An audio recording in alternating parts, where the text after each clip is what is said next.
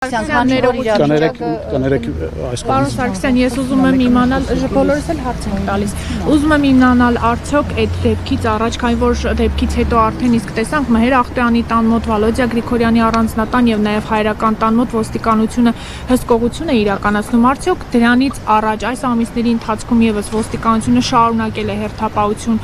իրականացնել եւ 3 ձերբակալված անձը Նարեկ Օհանյանը սեպտեմբերի 23-ին ինչ վարք է դրսևորել, ուր է գնացել, արդյոք կասկածի տեղիք չի տվել իր վարքը կամ արդյոք ինքն է իրականացրել զինված հարձակումը, թե ոչ։ Ես շարունակեմ էլի հարցը, արդյոք այդ բացատրական աշխատանքների մեջ, որ դուք ասում եք հավաքված են եղել եւ այլն, ինքը եւս եղել է այն թիրախում, որ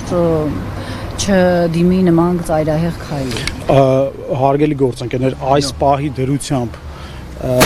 ձերբակալվածի գործողությունների նրա վերաբերյալ զերծ կմնան որևէ հրապարակում։ Մինչ այդ, պարոն Սարգսյան, այսինքն մինչ այդ բացատրական եւ ոստիկանությունը իր ուշադրության ներքո է պահել այդ ամեն ինչը մարդկանց, արդյոք նա եւս եղել է այդ ուշադրության թիրախում։ Նա եւս եղել է ուշադրության կենտրոնում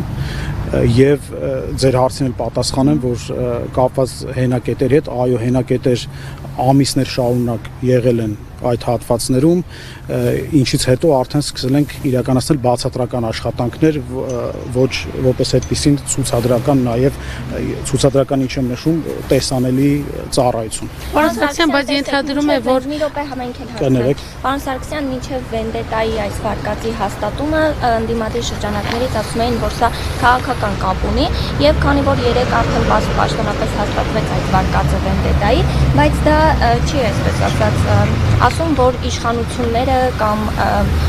ոստիկանությունը ներքին գործերի նախարարությունը այս ամենում ըստ ձեզ ունի իր մեղքի բաժինը, հարցիս հետևյալն ով է թիվ 1 պատասխանատուն, թեկուզ այս միջանձնային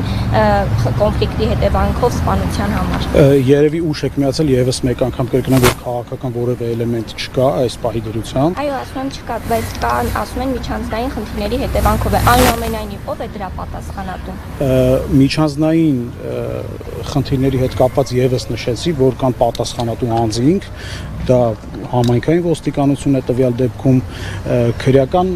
ոստիկանության մարզային ստորաբաժանումն է իրավապահ, կարծում եմ իմ կարծիքով բոլոր կառույցներն են եւ որոնք եւ նաեւ նշեցի բոլորի ձեռնարկած նաեւ միջոցառումները։ Ինչու են բայց թերացել, պարոն Սարգսյան։ Թերացումների հետ կապված դեպքի ամբողջական բացահայտումից հետո կլինեն մանրակրկիտ վերլուծություններ եւ վստահեցնում եմ, որ եթե պարզվի այս կամ այն ծառայողը կամ ծառայողները, որոնք օբյեկտիվորեն հնարավորություն են ունեցել կանխել այս դեպքը, սակայն չեն կանխել, վստահաբար ասում եմ, կրելու են իրենց պատասխանը։ Այսինքն պաշտոնանկությունները շարունակվելու են։ Այլ անձանց գործերի նախարարը։ Կներեք էլի չլսեցի։ Ներքին գործերի նախարարը պետանշական ղեկավարածը ո՞ր է պաշտոնից։ Այդ հարցի հասցեատերը ես չեմ, ներքին գործերի նախարարը, ինչպես կրկին նշեցի, հենց առաջին օրվանից գտնվել է դեպքի վայրում, ղեկավարել է բացահայտման աշխատանքները, օպերատիվ շտաբը, հենց այս պահին էլ գտնվում է Վաղաշապատի բաժնում եւ ղեկավարում է աշխատանքները։ Պարոն Սարգսյան, տեսեք, 3 ասում եք կասկածյալին հայտնաբերել են, նաեւ իրեղեն ապացույցներ կան։ Խոստովանական ցույցմունք տվել է այս պահին թե ոչ։ Նախաքննությունից ելնելով այդ հարցին չեմ պահպանում։ Նաեւ պարոն Սարգսյան մեկ անցնող այս գործով թե միայն ձեռնարկվածներ։ Ձեռնարկվում են միջոցառումներ դեպքի առնչությամբ, դեպքի հետ կապված բոլոր անձանց ինքնությունը ճշտելու եւ հայտնաբերելու։ Պարոն Սարգսյան, քանի որ քաղաքական ենթատեքստի մասին էլ ամեն դեպքում պնդումներ կային, օրինակ վերցանվել են կասկածյալի հեռախոսազանգերը բացառելու համար այդ պնդումները, հա, օրինակ ում հետ է վերջին օրերին խոսել, ավելի կոնկրետ ինչ-որ ԿՊԱ-ական պատգամավորներ եւ այդ շղթայից օրինակ։ Ձեռնարկվել են բազմաթիվ օպերատիվ հետախուզական միջոցառումներ, այդ թվում նաեւ ձեր նշածը, վերցանվել են թե հեռախոսային խոսակցություններ, թե ուրեմն տեսախցիկների արձանագրած մեծականակ միջոցառումներ ունեն կատարած, որի մանրամասների վերաբերյալ կրկին այս պահին չեմ կարող հայտնել բացահայտման աշխատանքների չխոչընդոտելու համար։ Պարոն Սարգսյան, նաեւ վարկած կար, որ թիրախում ոչ թե Վալոդիա Գրիգորյանն էր, այլ Արարատի մարզային վարչության քրեական օպերլիազոր Կարեն Աբրահամյանը, որը եւս մահացել էր։ Սրա վերաբերյալ էս վարկածի վերաբերյալ ինչ տեղեկատվություն։ Այս պահի դրությամբ կարող եմ ասել, որ բացահայտ հիմնազուրկ պնդում է։ Ցավոք սրտի նաև մեր գործընկեր Կարեն Աբրահամյանը մահացավ այս միջադեպի հետևանքով Կարեն Աբրահամյանի մասին կցանկանայի նշել, որ մեր լավագույն գործընկերներից էր 2012 թվականից էր ծառայության մեջ, ոստիկանության կրթահամալիրներ ավարտել, օպերլիազոր է աշխատել թե այս բաժնում, թե Արմավիրի մարզային քրեական վարչությունում, թե Արարատի մարզի քրեական վարչությունում բազմաթիվ բացահայտումներ ուներ եւ ցավոք սրտի մենք կորցրեցինք մեր լավագույն գործընկերներից եւս մեկ անգամ ներքին գործերի նախարարության անունից ցավակցում եմ հարազատներին եւ գործընկերներին։ Պարոն Սարգսյան, տեսեք, մահացել է նաեւ ոստիկան։ Այն դեպքում, երբ ամիսներ շարունակ նույն ոստիկանությունը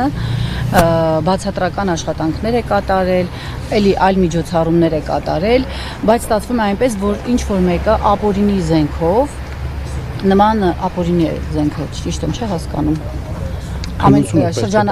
այսինքն ամրակցված զենք է եղել, թե ապօրինի։ Քննությունը նախաքննության ընթացքում բոլոր հանգամանքները կպարզվեն։ Ամեն դեպքում ինչ որ մեկը զենքով նման հանցագործություն է կատարել եւ թիրախում է նաեւ եղել ոստիկանը։ Չի ստացվում, որ ոստիկանությունը ոչ միայն թերացել է, այլև ըստ էության պատշաճ աշխատանքներ չի կատարել։ Այն դեպքում, որ թիրախում նաև հայտնվել է ոստիկան, որը ավելի տեղեկացված է եղել այդ ամենից։ Այսինքն բացատրական աշխատանքներից, այդ բոլոր գործողություններից Եվս մեկ անգամ կցանկանայի նշել, որ ոստիկանը ծառայության մեջ չի գտնվել, զուտ ընկերական հարաբերություններ է ունեցել համայնքապետի հետ եւ պարզապես այդտեղ աշխատել է, բայց այդ պահին չի գտնվել ծառայության մեջ։ Ձեր նշած հարցի հետ կապված կցանկանայի նշել, որ այս պահին անցած տարվա համեմատությամբ ոստիկանությունը գրեթե կրկնակի անգամ ավելի է հայտնաբերել ապօրինի զենքզինամթերք, արգելավել, քան անցած տարվա նույն ժամանակահատվածի ընթացքում։ Կարող եմ նշել, որ ամփոփ կներեք, կցանկանայի նաև նշել, որ 8 ամսվա տվյալներով ամփոփման նվազել են սպանության դեպքերը երկուսով հանրապետությունում։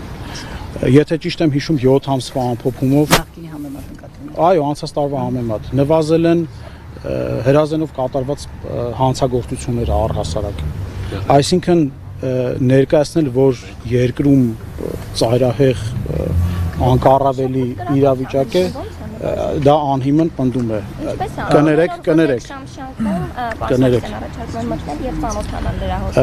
Թվերը ես ներկայացրեցի, կարող եք գրավորել ավելի հստակ եւ դեպքերով ես ձեզ ուղարկեմ,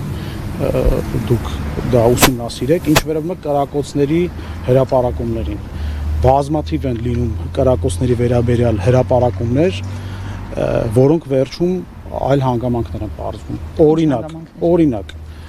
որոշ ժամանակ առաջ մամուլում կար տեղեկություն, որ կրակոցներ են հնչել Երևանում, այդ բումը եղավ Դավիթ Հաշենում։ Բումը եղավ, անցավ, գնաց եւ վերջում պարզվեց, որ կրակոցներ ընդհանրապես չեն եղել է հրավառություն։ Սակայն ահազանգը կապված է եղել կրակոցի հետ։ Կներեք մի բան էլ նշեմ, էլի։ Կրակոցների վերաբերյալ չի նշանակում, որ ցանկացած կրակոցի վերաբերյալ ահազանգ դա իրենից ենթադրում է սպանություն կամ սպանության փորձ։ Հիմնական գերակշիռ մասը դրանք խուլիգանության հատկանիշներով նախաձեռնած քրեական վարույթներ են եւ հիմնականում ոչ հրազենից, այլ գազային ատրճանակից, օդաճնշիչ ատրճանակներից կրակելու դեպքեր են։ Չի կարելի անել, ես կրակոցների հետ կապված ասեցի դա։ Անդրադառնալով Մերձավանում տեղի ունեցած սպանությանը, ինձ հետաքրքիր է այս պահին օպերատիվ վիճակը կոնկրետ այնտեղ ինչ իրադրություն է եւ քանի որ տարիներ շարունակ ինչպես մերձավանցիներն են նշում, գյուղը բաժանված է եղել Ախտոյանների եւ Գրիգորյանների միջև եւ ինչպես հիմնական վարկածն ու կասկածն է վենդետա է եղել, հետագայում եւ գյուղում ընդհանրապես միջանձնային այդ հարաբերությունների վրա թույլ չտալու համար նորից սպանություն տեղի ունենալ, ինչ է անում ոստիկանությունը։ Այդ հարցին կարծում եմ ես պատասխանեցի եւս մեկ անգամ նշեմ, որ հենց այս պահին կանխարգելիչ շրջանում չէ, պարոն Սարգսյան, նշում եմ, որ գյուղը տարիներ շարունակ բաժանված է եղել երկու մասի եւ շարունակում է այդ գործելավոճը հիմա էլ դինել։ Այս պայմանությամբ եւս մեկ անգամ կրկնեմ, որ ձեռնարկվում են մեծածավալ կանխարգելիչ միջոցառումներ, որին ներգրաված են հարյուրավոր ոստիկաններ։ Պարոն Սարգսյան, արդյոք մյուս մարզերում եւս հրանգ է եղել կողոց ցուցում, որպեսզի հսկողությունը ուժեղացվի։ Մենք թափանցիկ ներկայացրել ենք մեր ամփոփման տվյալները եւ նաեւ ամեն մարզում որոշակի խնդիրներ են նաեւ վեր ենք անել եւ հրապարակել ենք ցանկացած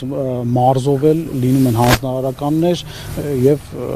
մենք դրա մասին բացահայտ հրապարակում ենք եւ ներկայացնում ենք։